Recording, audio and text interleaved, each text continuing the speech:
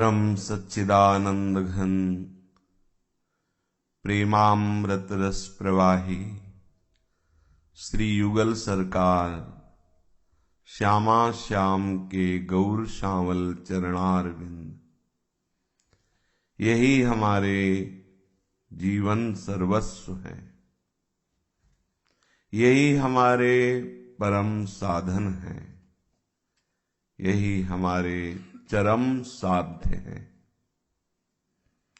उपासक दृढ़ता पूर्वक हृदय में ऐसी धारणा करे, आसक्ति पूर्वक निष्काम भाव से अबाध गति, निरंतर अव्यावृत सतत नाम जप, मंत्र चिंतन, वाणी गायन, लीला श्रवण, लीला चिंतन, श्री अंग की सेवा की भावना से ही समस्त व्यवहार या परमार्थिक कार्य, इसी से अद्भुत प्रेम रस की प्राप्ति होती है। कोई भी उपासक जब सत्य मार्ग पर चलना चाहता है तो उसे विघ्न घेरते हैं। कुछ विघ्न उसे बिगाड़ नहीं सकते, पर वो घेरते हैं। प्रतिकूलता कदम कदम पर उसको प्राप्त होती है। अगर नहीं प्राप्त हो रही आपको, तो अभी आप उस चढ़ाई पर नहीं हैं पक्का। देखो, स्वयं प्रभु स्वरूपा है लक्ष्मी जी, और वही रुक्मिणी जी के रूप में अवतार लिए, और उनके प्रियतम है प्रभु श्री कृष्णचंद्र जी। उनकी प्राप्ति के लिए पग पग पर प्रतिकूलता। उनका भाई ही प्रतिकूल नहीं, महाप्रतिकूल। नाम सुनते ही वो जलता है। कृष्ण नाम सुनते ही उसे कोई भी आपको समीप में ही प्रतिकूलता दी जाएगी। यदि आपने उससे द्वेष कर लिया या प्रतिकूलता निवारण के लिए अपने आराध्य देव के सिवा और कोई आश्रय ले लिया, तो आप हार जाएंगे। आपसे जो प्रतिकूलता करने वाला व्यक्ति है, विषय है, हमें द्वेष भी नहीं करना और राग भी नहीं करना, रुकना भी नहीं है। दोनों से रुका जाता है, राग से या द्वेष से, दोनों से रुक जाता है। अगर प्रतिकूलता निवृत्ति के लिए आपने बाहर से कोई उपाय ढूंढा, तो आप फंस जाओगे, पक्का फंस जाओगे। आपको आराध्य देव से ही प्रतिकूलता निवृत्ति करो या ना करो, आप हमसे मिलो। अगर हम फंसे हैं विघ्न में, तो आप आ जाओ। आप तो निर्विघ्न हो ना, आप हमें ले जाओ। नहीं तो विघ्न हटाओ, हमें सामर्थ्य दो, हम भाग कर आपकी तरफ आ रहे हैं। प्रेम भगवत प्राप्ति का महामहिमा में जो सिद्ध शब्द है, वो है प्रेम। जब आप इस मार्ग में चलेंगे, चल रहे हैं, तो आप ये निश्चय कर लीजिए कि प्रतिकूलता आपको घेरेगी, बाहर से भी और भीतर से भी। ये जो उपासक अनुकूलता की मांग करने वाले हैं, सच्ची बात कि वो उपासक ही नहीं है। सत्य वस्तु के उपासक की मांग केवल सत्य वस्तु होती है। उसके अंदर ये आकांक्षा नहीं होती कि अमुक परिस्थिति हो, अमुक व्यवस्था हो, तब हम सत्य की आराधना करें, तब हम प्रीतम को प्राप्त करें। ऐसी धारणा नहीं होती। व्यवस्था की आराधना हो रही है, सत्य को तो उसने एक साधन समझा है, साध्य माना है व्यवस्था को, अनुकूलता को, सुख को। जिसको प्रभु ने दुखालयम कहा है, उसे हम सुख समझते हैं।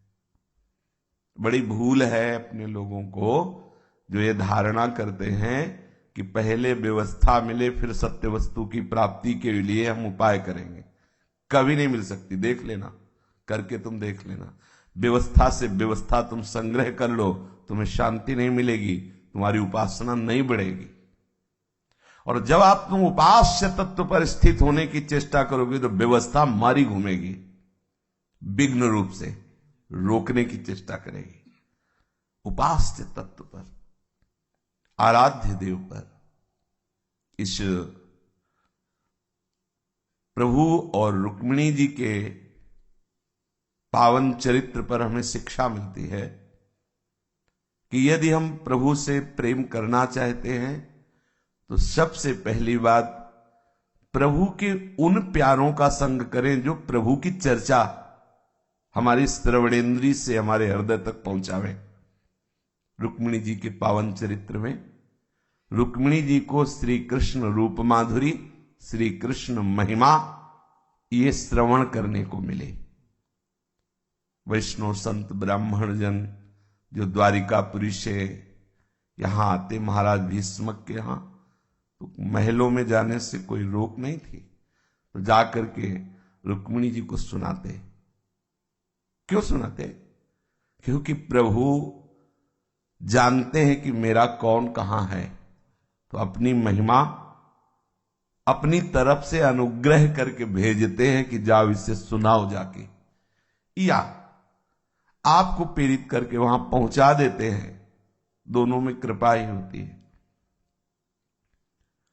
जब प्रभु की चर्चा सुन करके निश्चय होने लगता है कि अब हम अपने तन मन प्राण आराध्य देव प्रभु को समर्पित कर दिए, बस विघ्न खड़ा हो गया।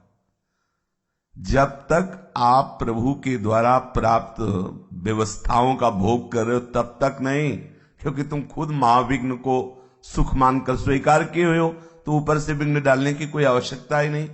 गिरे हुए हो, चल ही नहीं रहे। जब आपने ये निश्चय कर लिया कि अब हमारे प्राणनाथ, हमारे प्रीतम, हमारे जीवनधन प्रभु हैं, देख लेना उसी दिन से विघ्न दिखाई देने लगेगा। ओहो, जिन भोगों को तुम सुख मान के भोग रहे थे, अब पता चला यही तो विघ्न है। जिन विषय चिंतन को तुम सुख मान, अब पता चला कि यही तो विघ्न है। जिन बाहरी संबंधों, सुहृदों को, मित्रों को, रिश्तेदार नातेदारों को तुम अपना मान रहे थे, अब पता चला यही तो विघ्न है। फिर उनका वो रूप प्रकाशित होता है जो जिनके लिए करे अंत ही तो ही तजेंगे पामर, तू न तजे अब ही थे।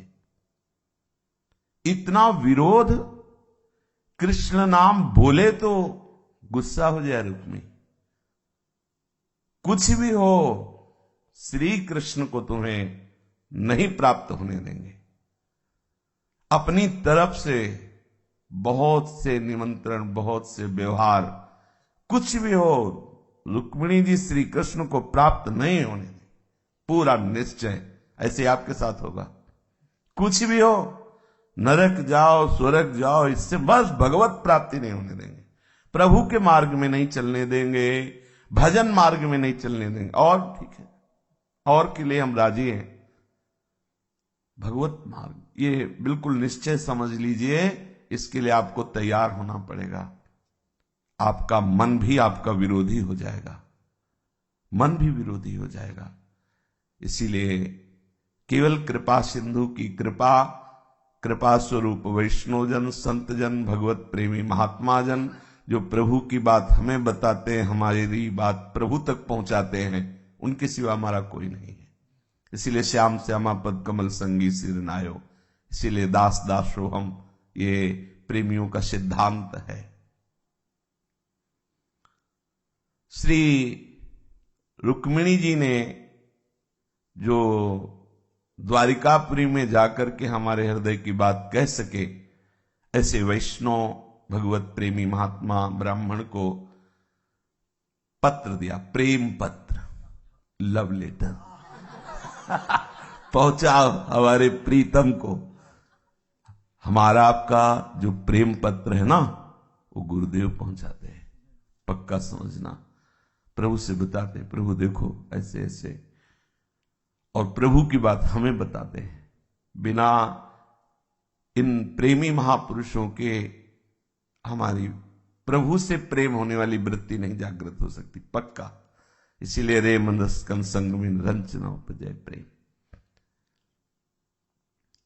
एकांत में प्रभु द्वारिकाधीश जी उस वैष्णव ब्राह्मण की आराधना करते हैं, प्रणाम करते हैं, उसके चरण प्रक्षालन करते हैं, प्रसाद पवाते हैं और सुंदर आसन पर बैठाल करके स्वयं चरण चापते हैं। कैसे आगमन हुआ तो उन्होंने बताया कि भीष्मक नंदिनी श्री रुक्मिणी जी ने पत्र दिया है, आप उसे पढ़ लीजिए। रुक्मिणी जी का नाम सुनते ही प्रभु के हृदय में प्रेम की लहर दौड़ गई, क्योंकि प्रेम स्वरूपा समस्त परिकर है। लीला के लिए अलग अलग नाम, अलग अलग सेवा है, ये सब भगवत स्वरूप परिकर है। समस्त शक्तियों के रूप में प्रभु की आराधना करने के लिए सब ये रूप धारण करके आए हुए हैं।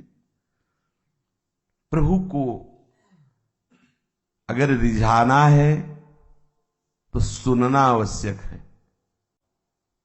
श्री गोपीजन भी कह रहे हैं, तव कथामृतम तप्त जीवन। जिसको भगवत चर्चा सुनने को मिली, समझ ले प्रभु का बुलावा आ गया है।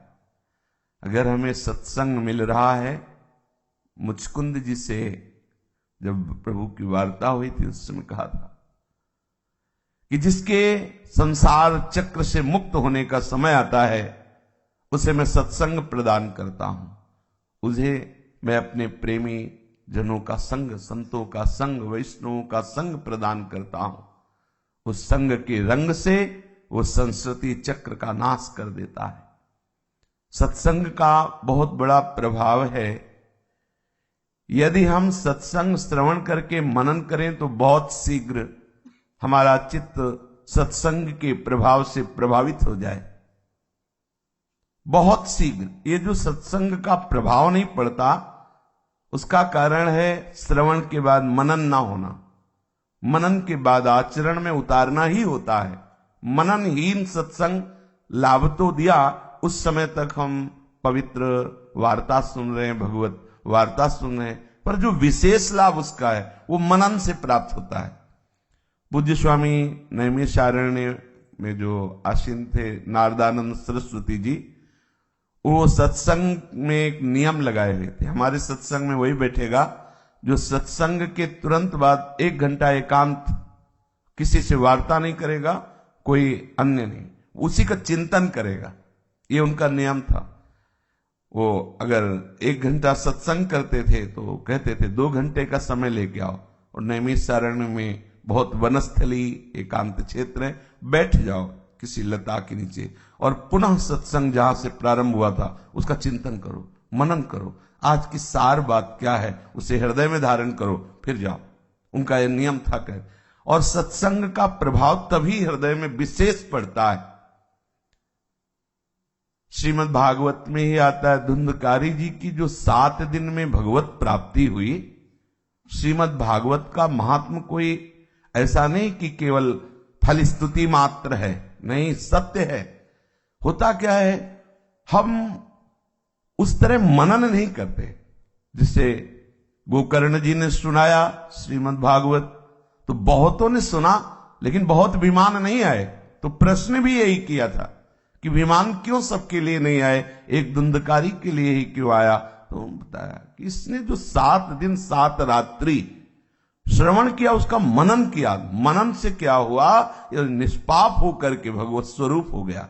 मनन का बहुत बड़ा प्रभाव है। मनन करने वाले के हृदय में प्रभु बहुत शीघ्र प्रकाशित हो जाते हैं।